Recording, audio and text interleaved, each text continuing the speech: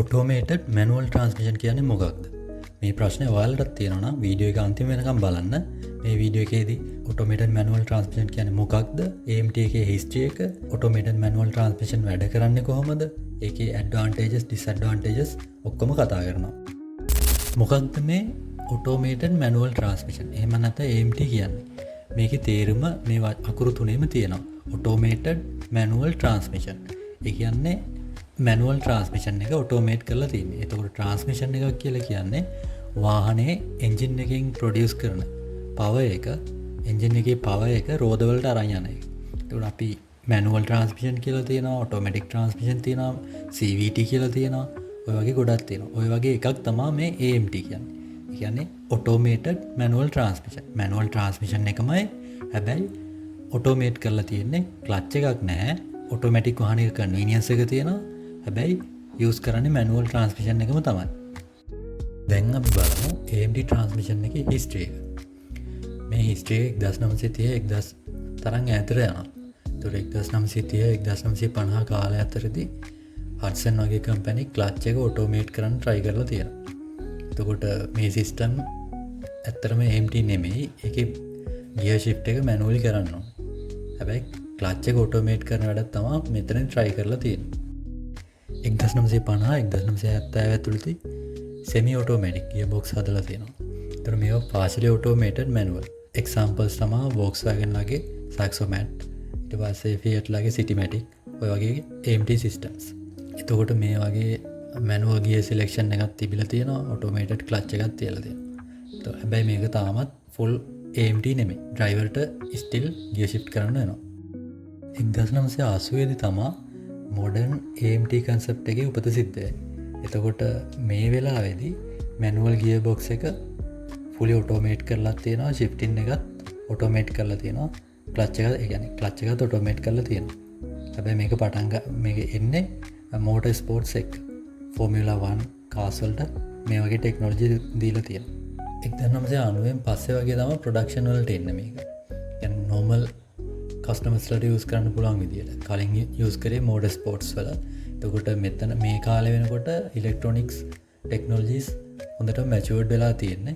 එහෙනම් මාස් ප්‍රොඩක්ෂන් එකට යන්න පුළුවන්.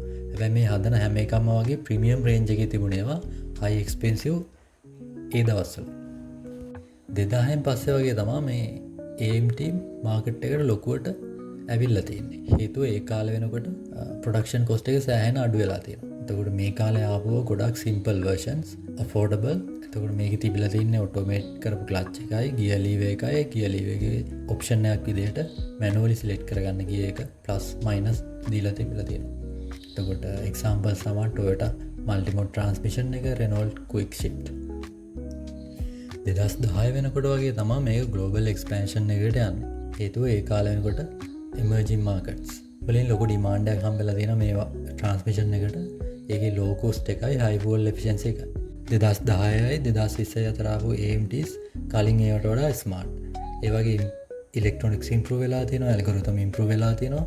AMT එක transmission එක smooth වෙලා තියෙනවා. එතකොට ඊට අමතරව අලුත් technologies add වෙලා තියෙනවා. examples විදියට creep function, hill hold assist, ඊට පස්සේ adaptive shift logic based on driving style, smoother clutch control, ඔය වගේ දේවල්. ඒ වගේම AMTs widely use කරලා තියෙනවා commercial vehicles වලට, trucks, buses වලට වගේ. 2020න් පස්සේ ආපු AMTs ඔක්කොම specialized වෙලා තියෙන්නේ. හැබැයි මේවට competition එකක් දෙන්න අමාරුයි. CVT, dual clutch, traditional torque converters ඒවලත් එක්ක.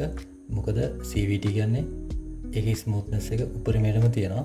ඊට පස්සේ dual clutch එක ගත්තොත් ඒකේ highest performance එක හොඳටම හොඳයි.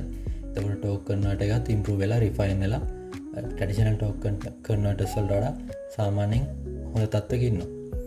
එතකොට ඒවත් එක බැලුවාම AMT එකේ කම්පීට් කරන්න අමාරුයි. හැබැයි තවමත් cars වලට use කරනවා. ඒ වගේම commercial vehicles වලට use කරනවා. මොකද AMT transmission එකේ production cost එක, නිෂ්පාදන පිරිවැය ගොඩක් අඩු හින්දා අනිත් ඒවාට සාපේක්ෂව. ඒ වගේම හොඳ fuel efficiency එකක් තියෙන හින්දා vehicles වලට use කරනවා. හරි. දැන් අපි බලමු කොහොමද මේ AMT gear system එක වැඩ කරන්න කියන්නේ. මේක තේරුම් ගන්න ලේසි අපි manual drive කරන විදිය තේරුම් ගත්තොත්. clutch එක තියෙනවා, brake pedal එක තියෙනවා, accelerator pedal එක තියෙනවා. එතකොට ගිය ලීව එක වෙනම තියෙනවා. එතකොට අපි ක්ලච් එක පාගලා ගිය එක දාන්න ඕනේ. ගිය එක දාලා ඇක්සලරේට් කරන්න ඕනේ. ඕකනේ වෙන්නේ. එතකොට ට්‍රැෆික් එක වගේ යනකොට ක්ලච් එක බැලන්ස් වෙන්න ඕනේ. කන්දක යනකොට කන්දක ට්‍රැෆික් තියෙන වෙලාව කන්දක යනකොට ක්ලච් බැලන්ස් එක තියෙන්න ඕනේ. හැබැයි දැන් ඔය සිස්ටම් එක ඔටෝමේට් කරන්න එක තමා මේකින් වෙන්නේ. කියන්නේ ක්ලච් එක අයින් වෙනවා. ක්ලච් පැඩල් එක නැහැ AMT වාහනේ. බ්‍රේක් එක තියෙනවා, ඇක්සලරේටර් එක තියෙනවා, ගියර් ලීවර් එක තියෙනවා. ඒකේ ගියර්ස් 1 2 3 4 5 ඒ වගේ නම්බර්ස් නැහැ. එතකොට ඒ ඔක්කොම ටික ඔටෝමේට් වෙලා තමයි තියෙන්නේ. එතකොට මේක කරන්න සෙන්සර්ස් වාහනේ සෙන්සර්ස් ටික තමයි යූස් කරන්නේ. කියන්නේ ස්පීඩ් එක මෙෂර් කරන්න ඕනේ, throttle කියනවා ඇක්සලරේට් පැඩල් එක කොච්චර ප්‍රෙස් කරලාද තියෙන්නේ, ඒ වගේම එන්ජින් එකේ ලෝඩ් එක, ඔය වගේ දේවල් මෙෂර් කරන්න ඕනේ. එතකොට ඒ ටික වෙන්නේ සෙන්සර්ස් වලින්. ඊට පස්සේ මේ සෙන්සර්ස් වලින් එන ඉන්පුට් ටික ට්‍රාන්ස්මිෂන් කන්ට්‍රෝල් යුනිට් එක TCU එකට යවනවා. ඊපස්සේ TCU එක ඩිසයිඩ් කරනවා ගියර් එක චේන්ජ් වෙන්න ඕනේ කොයි වෙලාවෙද, කොහොමද වෙනස් වෙන්න ඕනේ කියන එක. ඊට පස්සේ එහෙම වෙනකොට ඇක්චුවේටර්ස් කියන්නේ ගියර් චේන්ජ් එක කරන එක. ගියර් චේන්ජස් කරන්න කියන්නේ ගියර් නොබ් එක වෙනුවට ඔටෝමේට් කරලා තියෙන සිස්ටම් එක ඒක වැඩ කරලා ක්ලච් එක ප්‍රෙස් කරලා ගියර් එක අදාළ ගියර් එකට මාරු වෙනවා. ඕක තමයි වෙන්නේ. එතකොට ඔතනදී වෙන්නේ මැනුවලි ඩ්‍රයිවර් ක්ලච් එක පාගලා ගියර් එක දාන එක ඔටෝමේට් වෙලා තියෙනවා වාහනෙන් එන ඉන්පුට් අදාළ සෙන්සර්ස් වලින් එන ඉන්පුට් එක. ඕක තමයි වෙලා තියෙන්නේ. ඒ හින්දා දැන් මේ වාහනේ ක්ලච් පැඩල් එක නැහැ සහ ගියර්ස් 1 2 3 කියලා නැහැ. ඒ වෙනුවට තියෙන්නේ ඩ්‍රයිව් එක, රිවර්ස් ගියර් එක, නියුට්‍රල් එක සහ සමහර වාහනවල ප්ලස් මයිනස් එක අපිට ශිෆ්ට් කරගන්න පුළුවන්, ගියර් එක ශිෆ්ට් කරන්න පුළුවන්, ඩවුන් ශිෆ්ට් කරන්න පුළුවන්. ඔය ඔප්ෂන්ස් තියෙනවා. හොඳයි. අපි ඊළඟට කතා කරමු මොනවද වාසි සහ අවාසි කියන එක. හැම දෙයකම වගේ AMT සිස්ටම් එකෙත් වාසි සහ අවාසි තියෙනවා. ළඟදී මාකට් එකට ආපු AMT සිස්ටම් එකක් තියෙන වාහනයක් විදිහට ගත්තොත්, එක්සැම්පල් එකකට ගත්තොත් මැග්නයිට් එකේ තියෙන AMT සිස්ටම් එක. එසෙන්ටර් වර්ෂන්. එතකොට ඔයාලා සමහර වෙලට දකින්න ඇති ගොඩක් FB එකේ එක කතා තියෙනවා. හීට් වෙනවා නම් කතා ගොඩක් තියෙනවා. AMT සිස්ටම් එකේ තියෙන අඩුපාඩු තමයි කට්ටිය කතා කරන්නේ.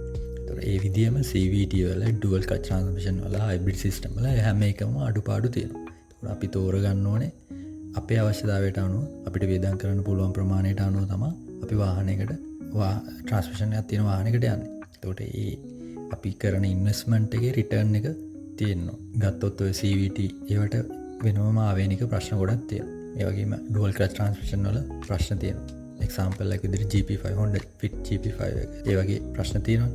එතකොට CVT වල ප්‍රශ්න තියෙනවා. Jetco CVT කියලා ප්‍රශ්න තියෙනවා කියලා කට්ටිය කතා කරනවා. ඒ වගේ හයිබ්‍රිඩ් වල බැටරි ප්‍රශ්න එනවා. ඔය වගේ ප්‍රශ්න තියෙනවා. ප්‍රශ්න නැති දෙයක් නැහැ. අපි බලමු AMD සිස්ටම් එකේ තියෙන වාසි අවාසි මොනවද කියලා. පළවෙනි එක තමයි fuel efficiency. AMD වාහනයක fuel efficiency එක වැඩි ඔටෝමැටික් වාහනයකට වඩා. හේතුව තමයි manual gearbox එක මත බේස් වෙලා automatically gear change වීමක් තමයි වෙන්නේ. එතකොට කෝ එක manual gearbox එක. එතකොට manual gearbox එකේ එකක් තියෙන වාහනකින් ගන්න පුළුවන් fuel efficiency එක ඊට සමානව ගන්න පුළුවන් AMT version එකකින්. ඒ නිසා ළමයි ගොඩක්ම මිලෙන් අඩු වාහනවල මේක යූස් කරන්නේ. සාමාන්‍යයෙන් අපි දන්නවා ඔය Celerio එක, Magnite එක ගොඩක් fuel efficient වාහන. long trips වලට. අනිත් වාසිය තමයි මේ gearbox එක. AMT gearbox එක මිලෙන් අඩුයි. manual gearbox එකම convert කරන්න පුළුවන් auto වලට. එතකොට අලුතෙන් manufacturing cost එක අඩු වෙනවා. එතකොට AMT gearbox එකක් use කරන වාහනේ මිල සාපේක්ෂව අඩුයි. ඒක affordable. ඒ හින්දා තමයි ගොඩක් budget category එකේ වාහන වලට එහෙම නැත්නම් මිලෙන් අඩු වාහන වලට AMT gearbox එක use කරන්නේ. මොකද ඒක එයාලට කෙලින්ම කියන manufacturers ලාට කෙලින්ම manual gearbox එක AMT මාර්ගන ඒක auto කරන්න පුළුවන්. අනිත් වාසිය තමයි easy to drive. drive කරන්න ලේසි. මොකද clutch එක නැහැ, gear shift කරන්න ඕනේ නැහැ. ඒතර traffic එක වුණත් යන්න පුළුවන්. clutch balancing ගැන හිතන්න ඕනේ නැහැ. එහෙම බැලුවාම drive කරන්න ලේසි manual එකකට වඩා. AMT transmission එක CVT එකයි dual clutch transmission එකත් එක්ක compare කරද්දී maintenance cost එක හරිම අඩුයි. manual gearbox එක මත base වෙලා තියෙන්නේ. එතකොට clutch plate මාරු කරනවා වගේ ඒ වගේ වැඩ තමයි තියෙන්නේ. ඒ වගේම AMT ට්‍රන්ස්මිෂන් එකට ගිය ඔයිල් චේන්ජ් කිරිල්ලක් නෑ. සාමානෙන් CVT DCT වල ගිය ඔයිල් චේන්ජ් කිරීමක් තියෙනවානේ. මේකෙදි එහෙම නෑ. නෝමල් එන්ජින් ඔයිල් චේන්ජ් එකම තමයි. හරියට මැනුවල් ට්‍රන්ස්මිෂන් එක වගේම තමයි. අනිත් අතින් මේක බරින් අඩුයි ගියර් බොක්ස් එක. එතකොට සාමාන්‍යයෙන් තෙලුත් හොඳට වැඩ කරනවා. ඒකට මේන්ටේනන්ස් කොස්ට් එක රනින් කොස්ට් එක අඩුයි. දැන් අපි කතා කරමු AMT සිස්ටම් එකේ තියෙන අවාසි මොනවද කියලා. පළවෙනි අවාසිය තමයි ගියර් චේන්ජ් එක දැනෙන්න පුළුවන්.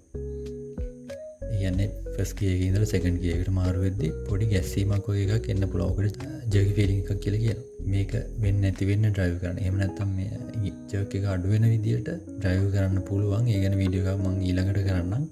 channel එකට subscribe කරලා නැත්නම් subscribe කරලා තියාගන්න. එතකොට මේක ස්මූත් නැහැ CVT එකත් තරම්. ඒ වගේම performance උත් ලොකුවට නැහැ. ඒ කියන්නේ dual clutch transmission එකක් වගේ ගත්තොත් ඒක ගොඩක් ප්‍රසිද්ධයි performance වලට.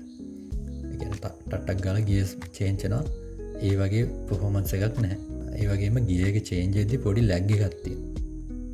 ඒ lag එක හින්දා ඒ කියන්නේ first to second gear එකට change වෙද්දී පොඩි lag එකක්. ඒ කියන්නේ clutch එක disengage වෙලා gear එක change වෙලා ආයෙ clutch එක engage වෙන්න ඕන. ඔන්න ඔය ඕක අතර මිලි තප්පර ගානක පොඩි ඩිලේ එකක් තියෙනවා. ওই ඩිලේ එක හින්දා අපි කන්දක වගේ යනකොට සමහර වෙලාවට පොඩ්ඩක් වහනේ එකපාරම වේගය අඩු වෙනවා වගේ දැනෙන ගන්නවා. ඔය වගේ disadvantages තියෙනවා. හරි. එහෙනම් මේ transmission system ටික ඉක්මනට compare කරමු. smoothness එක ගත්තොත් AMT එකේ smoothness එක moderate, very high තියෙන CVT එකේ තමයි transmission එක smoothness එක very high. dual clutch එකයි torque කරනවට automatic system එකේ ගත්තොත් high. cost එක ගත්තොත් AMT transmission system එක හදන්න යන cost එක හුඟක් අඩුයි. torque කරනවට එක high, CVT medium, DCT high. එතකොට efficiency එක ගත්තොත් AMT high, torque කරනවට එක medium, CVT high efficiency එකක් තියෙනවා. DCT very high efficiency එකක් තියෙනවා. ඒ හින්දා තමයි highest performance තියෙන්නේ DCT. ඊපස්සේ gear type එක ගත්තොත් AMT වල manual gear type එක තියෙන්නේ. torque කරනවට එකේ planetary gears තියෙනවා. CVT එකේ gears නැහැ. ඇත්තටම ඒකේ පුලි දෙකක් තියෙන්නේ belt එකක් එක්ක. DCT වල තියෙන්නේ gear set දෙකක් තියෙන්නේ even not. හරි. එහෙමනම් thank you වීඩියෝ එක බලුවට. මේ වීඩියෝ එකෙන් මොකක්ම හරි දෙයක් ඉගෙන ගන්න තිබුණා නම් වීඩියෝ එකට like එකක් දාන්න, share කරන්න, channel එක subscribe කරන්න. ඉස්සරහදී මේ AMT transmission system එකේ තියෙන අඩුපාඩු මග ඇරවගෙන කොහොමද අපි drive කරන්න කියන වීඩියෝ එකක් කරන්න. එහෙනම් next video එකෙන් හම්බෙමු. Thank you.